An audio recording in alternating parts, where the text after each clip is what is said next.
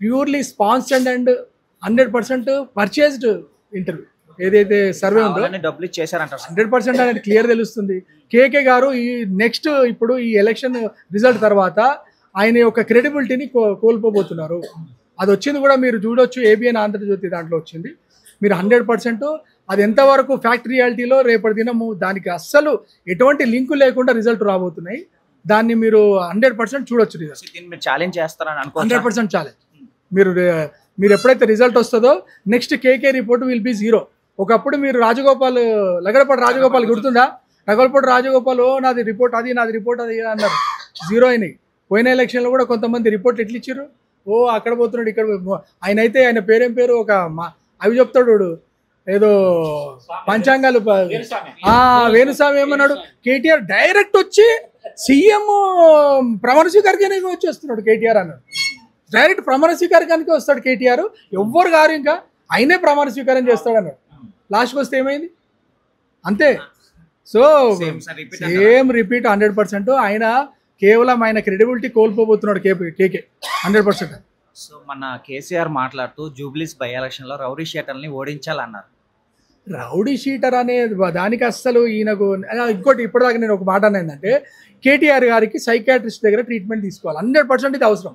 ఎందుకంటే ఆయన ఇమ్మీడియట్లీ నిన్న జరిగింది కూడా ఈరోజు మర్చిపోయే గుణం ఉన్న వ్యక్తి. అంటే ఆయన సైకాలజీ ప్రాబ్లం ఉన్నట్టుంది. వాళ్ళ తండ్రి పక్కకే మన చిన్న శిష్యులం అన్న యాదవ్ అన్న ఆయనకు ఎవరైతే బండిచ్చి ఆయనకు హెల్ప్ చేసి ఆయన కూడా టికెట్ ఇచ్చి ఆయన పక్కకే తిరిగిన ర్యాలీలు ఈయన లేడో మళ్ళీ ఉండి మర్చిపోయిండో వాళ్ళ తండ్రి దగ్గర పోయి జ్ఞానం తెచ్చుకొని ఒక కౌన్సిలింగ్ సైకాట్రిస్ట్ దగ్గర పోయి కౌన్సిలింగ్ ఇచ్చుకోవాల్సిందిగా కేటీఆర్ని అడుగుతున్నాను. ఎందుకంటే చిన్న శ్రీశైలం అన్న ఎప్పుడైతే మీకు ఎప్పుడు లేనప్పుడు ఆదుకొని మీ పక్కకే ఉండి ఆయనకు టికెట్ ఇచ్చి ఆయనకు ఎప్పుడైతే కాపాడినప్పుడు ఆయన గురించి అంత మంచిగా అనిపించింది. ఇప్పుడు మీరు చెడైనాడు. అట్లా ఆ మాటలు అన్నప్పుడే ఆయన ఒక స్థాయి ఆయన పడేసుకున్నాడు. కేటీఆర్ ఆయన స్థాయిని కింద పడేసుకున్నాడు. అంతే, దానికి అదే ఆన్సర్. స్వతంత్ర అభ్యర్థులుగా పోటీ చేసిన కొంతమందిని కాంగ్రెస్ వ్యక్తులు కొట్టారని చెప్పి పోలీస్ కేసు చేస్తున్నారు. దీనిపైన మీరు ఏమంటారు సార్? అది అన్ని తప్పుడు ప్రచారం. ఇవి నేనేమంటా అంటే, కేటీఆర్ దగ్గర 10 ఏళ్ళు కాళేశ్వరము మిగతా ప్రాజెక్టులలో దోసుకున్న డబ్బు విపరీతంగా ఉంది. రెండోది ఈ యూట్యూబ్ ఇన్ఫ్లుయెన్సర్స్ అంత ఫేక్ వాళ్ళ పార్టీ కార్యకర్తలనే పెట్టి సమాజంలో వాళ్ళనే ఒక క్రియేట్ చేసి వాళ్ళతోనే బాధితులుగా చూపించి ఒక ఫేక్ క్రియేట్ చేసి అలవాటు చాలా ఉంది ఆయనకు. ఇట్లా సినిమా రంగంలో కూడా చాలా మందిని బ్లాక్మెయిల్ చేసిన వ్యక్తి కేటీఆర్. ఇట్లా బ్లాక్మెయిల్ చేసి వాళ్ళని ఎంతో వాడుతున్నాడు. ఈయన ఇంకో మర్చిపోయినట్టున్నాడు, సైకాట్రిస్ట్ దగ్గర పోతే గుర్తు చేస్తాడు ఈయనకు. ఏమని, నువ్వు ఫోన్ ట్యాపింగ్ చేస్తుండేనా, మీకు గుర్తుండో లేదో, ఫోన్ ట్యాపింగ్ చేసిన దాంట్లో కూడా పెద్ద కేసులు ఉన్నాడు. ఇది మనకు ఏది సెంట్రల్ గవర్నమెంట్ కాపాడుతుంది. ఆల్రెడీ స్టేట్ గవర్నమెంట్ కేసులు వేసింది, సెంట్రల్ గవర్నమెంట్ కాపాడుతుంది. ఎప్పుడైతే అన్ని వివరాలు తీసినప్పుడు ఈయన పనే అది. అందరు ఫోన్ ట్యాపింగ్లను రికార్డింగ్ చేసుకోవాలి, బ్లాక్మెయిల్ చేయాలి, అందరు ఫేక్ న్యూస్లు తయారు చేయాలి, వాళ్ళను క్రియేట్ చేయాలి. ఈ కేటీఆర్ పనే అది. ఇంతకు మించి ఆయనకి ఏం పని రాదు. ఎందుకంటే డైరెక్ట్ ఫారిన్ నుంచి వచ్చిండు, రెడీమేడ్గా వాళ్ళ నైనా చేసిన రాజ్యాంగాన్ని ర్యాలీ చేసిన పార్టీ మీద డైరెక్ట్ వచ్చి కూర్చున్నాడు. ఆయనకు వాల్యూ తెలియదు. సో ఎప్పుడు నైనా పోతాడు, నేను ఎప్పుడు సీఎం అవుతా అని చూస్తున్నాడు. ఆయనకు తెలియదు ఏంటంటే ఇక అయిపోయింది మీ పని. బీఆర్ఎస్ పార్టీ కూడా కొన్ని సంవత్సరాల తర్వాత అది కూడా మెల్లగా 0 అవుతుంది. ఆయన గిట్ట నిజంగా అసలు కేటీఆర్ మాట్లాడే దమ్ము ధైర్యం కాదు, హరుడు అంటున్నాడు ఇక్కడ మాట్లాడి జూబ్లీస్లో. ఎందుకంటే మొన్న ఎమ్మెల్సీ ఎలక్షన్లో వీళ్ళు బీజేపీ మీద క్యాండిడేట్ ఎందుకు పెట్టలేరు? మొన్న ఎలక్షన్లో అసలు ఎందుకు పెట్టలేరు? ఎమ్మెల్సీ ఎలక్షన్లో అసలు బీఆర్ఎస్ పార్టీ ఎందుకు పోటీ చేయలేదు? బీఆర్ఎస్ బీజేపీ ములాఖాత్ ఇవి. ఇప్పుడు కూడా పెట్టిన క్యాండిడేట్ కేవలం డమ్మీ. నేనేమంటున్నా అంటే, ఇప్పుడు జూబ్లీహిల్స్ క్యాండిడేట్ మొత్తం ఎవరైతే ప్రజల నియోజకవర్గంలో ఉన్న ప్రజలందరికీ ఏంటంటే, మీరు బీఆర్ఎస్కి వేసే ప్రతి ఓటు బీజేపీకే పోతుంది, బీజేపీకి వేసిన ప్రతి ఓటు బీఆర్ఎస్కే పోతుంది. సో మీరు జాగ్రత్తగా వేయండి. సింపుల్ అండి. ఇవన్నీ పెద్ద ఆలోచన వద్దు, ఇవన్నీ డిస్కషన్ వద్దు. జూబ్లీహిల్స్ ప్రజలారా, మీకు 3 సంవత్సరాలు అయితే ఇంకా గవర్నమెంట్ ఉంటుంది. మీకు మంచి జరగాలి, మంచి అన్ని ప్రామిసులు జరగాలంటే ఇప్పుడు ప్రస్తుతం ఉన్న గవర్నమెంట్కు మీరు ఓటేస్తే మీ పనులు అవుతాయి. దాంతోపాటు నవీన్ యాదవ్ గారు ఇక్కడ గ్రౌండ్ రియాలిటీలో ఇక్కడ పుట్టి పెరిగిన వ్యక్తి. గల్లీలలో నీటి ప్రాబ్లం ఉందా, డ్రైనేజ్ ప్రాబ్లం ఉందా, మీకు ఏమైనా రోడ్ ప్రాబ్లం ఉందా, లేదా కనెక్టివిటీ ప్రాబ్లం ఉందా, లేకపోతే ఏమైనా పొల్యూషన్ ప్రాబ్లం ఉందా, ఏమైనా చెత్త చెదారాలు వేస్తున్నారా, మీకు ఇంట్లో సమస్యలు ఏంటి, ఆర్థిక సమస్యలు ఏంటి, ఇవన్నిటి మీద అవగాహన ఉన్న వ్యక్తి నవీన్ యాదవ్. ఆయనకు మీరు ఓటేస్తే మీ ఈ లోకల్ సమస్యలను తీరుస్తాడు. ఇక్కడ ఉన్న గరీబ్ వాళ్ళదు, ఇక్కడ ఉన్న మెజార్టీ ఏదైతే స్లమ్స్ ఉన్నాయో వాటి సమస్యలు తెలిసిన వ్యక్తిని ఎన్నుకుంటే రేపు మీకు పనికొస్తాడు. ఏ పార్టీ నేను ఏమంటున్నా అంటే, నిజంగా చెప్పాలంటే ఫైనల్ ఏమంటున్నా అంటే, పార్టీలన్నీ పక్కకు పెట్టి నవీన్ యాదవ్ని గెలిపేయండి. మీ పనులు అయితే జూబ్లీహిల్స్ వాళ్ళకి తెలివి ఉంటే సింపుల్గా జూబ్లీ మొత్తం ప్రజలందరూ నవీన్ యాదవ్ కేసు చేసి పనులు చేయించుకోండి. ఇంటికి పోయి డిమాండ్ చేసుకొని పని చేసుకోవాలి. ఇంకో విషయం ఏంటంటున్నా, ఆయన బడుగు బలహీన వర్గాల నుండి ఒక మంచి అవకాశం ఇచ్చింది కాంగ్రెస్ పార్టీ. ఇంత మంచి అవకాశం మళ్ళా చరిత్రలో రాదు. నిజంగా బడుగు బలహీన వర్గాలు ఏదైతే బీసీ, ఎస్సీ, ఎస్టీ, మైనార్టీస్ ఉన్నారో వీళ్ళందరూ ఖచ్చితంగా నవీన్ యాదవ్కి వేస్తేనే మన యొక్క రాజ్యాంగంలో మన యొక్క హక్కు కానీ రేపటి దినం మనం మాట్లాడుకునే ధైర్యంగా మాట్లాడుకొని ఉంటుంది. మంచి అవకాశం వచ్చింది. నేనేమంటున్నా అంటే అందరూ ఏకమై నవీన్ యాదవ్కు ఓటేయాల్సిందిగా కోరుతున్నాను. నిన్న కేటీఆర్ మాట్లాడుతూ మాగుంట సునీతాన్ని గెలిపించండి, మేము కాలర్ పట్టుకొని మరి కాంగ్రెస్ వాళ్ళని అడగతాము అన్నారు. ఏమి ఇప్పుడు ఆల్రెడీ వాళ్ళ 30 ఎమ్మెల్యేలకించి 10 ఎమ్మెల్యేలు 20 ఎమ్మెల్యేలతో ఏం అడగంది. ఈ ఒక్క జూబ్లీహిల్స్ ఎమ్మెల్యేతో ఏమవుతుంది?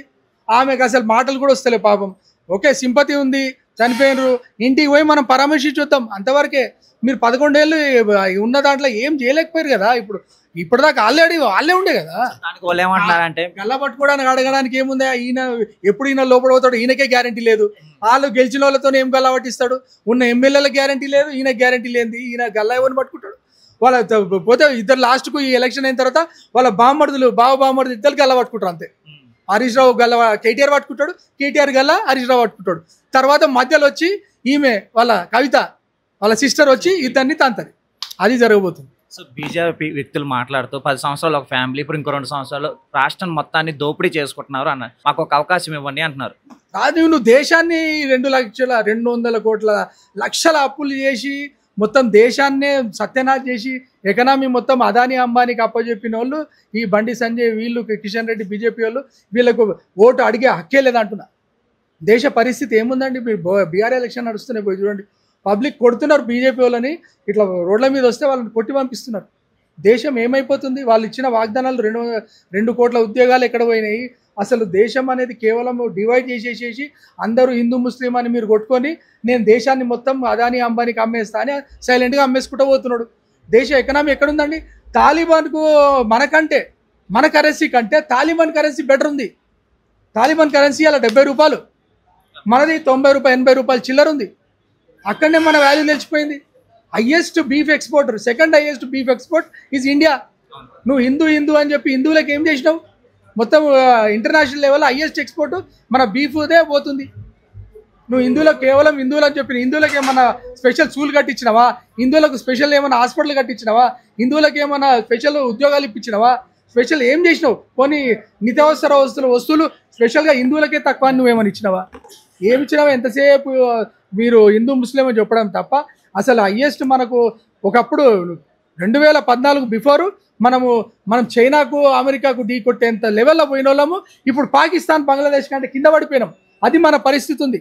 మనం ఎంతసేపు పాకిస్తాన్ చూపిస్తున్నాం కానీ ఈ మోడీని పోయి చైనా గురించి మాట్లాడమని దమ్ముంటే ఈ ట్రంప్ హలో ఫోన్ చేసి మోడీ బంద్ చేయరాబోయే అనగానే బంద్ చేస్తున్నాడు. మోడీ పరిస్థితి అది ఉంది ఇప్పుడు. సో బీజేపీ వాళ్ళకి అసలు అడిగే హక్కు లేదు. వాళ్ళకు ఆల్రెడీ ఏదైతే రాష్ట్రాలు బీజేపీ గెలిచిన రాష్ట్రం, మీకు ఒక అవకాశం అంటున్నారు కదా, ఒక అవకాశం కాదు, వేరే రాష్ట్రాలల్లో ఉత్తరప్రదేశ్ కానివ్వండి, బీహార్ కానివ్వండి, గుజరాత్ కానివ్వండి, మిగతా రాష్ట్రాలలో వాళ్ళకి ఎన్నోసార్లు అవకాశాలు ఇచ్చిరు కదా. అక్కడ పరిస్థితి ఏంది అంటున్నా, ఘోరంగా ఉంది ఎకనామీలా మొత్తం. కేరళ ఇప్పుడిప్పుడే మీరు చూసిర్రు, 1 నవంబర్ నుండి కేరళ ఇస్ ద అసలు ప్యూర్ ఎవరైతే గరీబోళ్ళు లేని రాష్ట్రంగా ఇప్పుడు డిక్లేర్ చేసుకున్నారు. సౌత్ ఇండియా ఎందుకు డెవలప్ అయిందంటే బీజేపీ లేదు కాబట్టి డెవలప్ అయింది. బీజేపీ ఎక్కడెక్కడైతే ఉందో అది నాశనం అయిపోయినాయి రాష్ట్రాలు. మీరు పోయి చూడండి, అక్కడ ఘోరంగా ఉంటుంది పరిస్థితి. ఈ సౌత్ ఇండియా రాష్ట్రాలు హైయెస్ట్ ఎకనామీలో కూడా డెవలప్ అయ్యి హైయెస్ట్గా అభివృద్ధి చెందుతున్నాయి అంటే బీజేపీకి ఇక్కడ ఉండదు. కాబట్టి కర్ణాటకలో ఒక్కసారి మధ్యలో వచ్చిన 1-2 సార్లు వచ్చినప్పుడల్లా అది ఇక్కడ నష్టపోయింది. మిగతా రాష్ట్రాలన్నీ హైయెస్ట్ డెవలప్మెంట్లో ఉన్నాయి. నెక్స్ట్ బీహార్లో కూడా ఇప్పుడు కాంగ్రెస్ గెలవబోతుంది. అక్కడ నుండి షురు అవుతుంది మొత్తం. మోడీ పతనం షురు అయ్యి టోటల్ మోడీ దేశంలో కూడా పోతాడు. రాహుల్ గాంధీ గారు ప్రైమ్ మినిస్టర్ కాబోతున్నారు. రాబోయే కాలంలో కాంగ్రెస్ ఇచ్చిన మిగతా పథకాలు కూడా ఏవైతే 6 పథకాలలో కొన్ని పథకాలు ఇంప్లిమెంట్ అయినాయి, మిగతా పథకాలు కూడా రాను అవి కూడా ఇంప్లిమెంట్ చేసి ఇంకో 3 సంవత్సరాలలో మిగతా పథకాలన్నీ ఇంప్లిమెంట్ చేసుకొని సక్సెస్ఫుల్గా ప్రజలకు కావాల్సిన అన్ని వర్గాలకు చెందిన పార్టీగా మనం అవతరిస్తాం. సో బై ఎలక్షన్లో జూబ్లీ హిల్స్లో మైనార్టీ ఓట్లు ఎక్కువ కదా, వాళ్ళకి మీరేం చెప్తాను? మైనార్టీ ఓట్స్కి నేను 100% చెప్పేది ఏంటంటే, మైనార్టీ भाइयों ఏకి సింపుల్ ఒకటే లాజిక్ ఏంటంటే, आपका गरीबों का पार्टी कांग्रेस पार्टी है. ఇప్పుడు टीआरएस का इज इक्वल टू 0. बीआरएस अगर आप बीआरएस को वोट डाले तो वो कहीं नहीं जाता, वो बेकार का वोट है, वो कहीं बीजेपी को जाता. दूसरी बात, अगर उन्हें कुछ फायदा नहीं है, उसका फायदा ही नहीं है. तो जो भी वोट आए पूरे कांग्रेस को डाले तो ही आपको कुछ काम रहता. और अजीजुद्दीन भाई को भी अभी मिनिस्टर बनाए, आपका जो भी काम है आके करा लो, और 3 साल में आपको गला पकड़ के कराने का हक आपको बनता. तो पूरे एक भी माइनॉरिटी वोट को बाजू नहीं जाना, पूरे माइनॉरिटी वोट पूरे कांग्रेस को डाले तो ही आपको आगे सबको जो है कांग्रेस गवर्नमेंट सबको ఈక్వల్లీ देखती है. ఎంత మెజారిటీ వచ్చేదానికి అవకాశాలు ఉన్నాయి? మెజార్టీ అనేది ఇప్పుడున్న పరిస్థితుల్లో తప్పకుండా 20 నుండి 30 వేల మెజార్టీ అయితే మినిమం తక్కువ ఉంది. లాస్ట్ మూమెంట్లో ఇంకా పెరుగుతుంది తప్ప తగ్గదు. 100% నవీన్ యాదవ్ గారు బంపర్ మెజార్టీతో పాటు మంచి అందరి హృదయాలను గెలవబోతున్నారు. మంచి నాయకుడు. మీరు గుర్తుపెట్టుకోండి ఒకటే బ్రదర్, నేను సింపుల్ ఇంకొకటి చెప్తా. మీకు మీ ఇంట్లో పెళ్ళి అవుతుంది అనుకోండి, లేదా ఒక కార్యం ఉంటే మీరు ఎంత టెన్షన్లో ఉంటారు. ఆ పిల్లగాన్ని చూడండి, ఎంత నవీన్ యాదవ్ ఎంత మెచ్యూర్డ్గా మాట్లాడుతున్నాడు. ఎంత టెంప్ట్ చేసినా బీఆర్ఎస్ వాళ్ళు ఎవరిని పట్టించుకోకుండా ఆయన ఎవ్వరు ప్రశాంతంగా ఆయన పని చేసుకుంటూ వెళ్ళిపోతున్న వ్యక్తి. ఆయన ముఖంలోనే విజయం కనిపిస్తుంది. గెలిచినా కూడా అట్లే ఉంటాడు మనిషి, గెలవకపోయినా కూడా అట్లే ఉంటాడు. ఇప్పుడు ఇన్ని ఏళ్ళు ఆయన ఓటమిని చూసిన వ్యక్తి కాబట్టి ఆయనకు ప్రతి ఒక్కటి వాల్యూ తెలుసు. డైరెక్ట్గా ఫ్లైట్లో వచ్చి దిగి సీట్ తెచ్చుకోలే, ఆయన గ్రౌండ్ లెవెల్ నుండి వచ్చిన వ్యక్తి కాబట్టి ఖచ్చితంగా ఆయన గెలవాలి. జూబ్లీస్ ప్రజలకు కూడా ఇది మంచి జరుగుతుంది అంట. దానివల్ల ఆయనకే ప్రజలకు కూడా బెనిఫిట్. ఆయనతో మమేకమే ఆయనతో పని చేయించుకునే కెపాసిటీ ఆయనకు ఉంది కాబట్టి ఖచ్చితంగా అందరూ నవీన్ యాదవ్కు వేయాల్సిందిగా కోరుకుంటున్నాం. థ్యాంక్స్ అన్న. Thank you.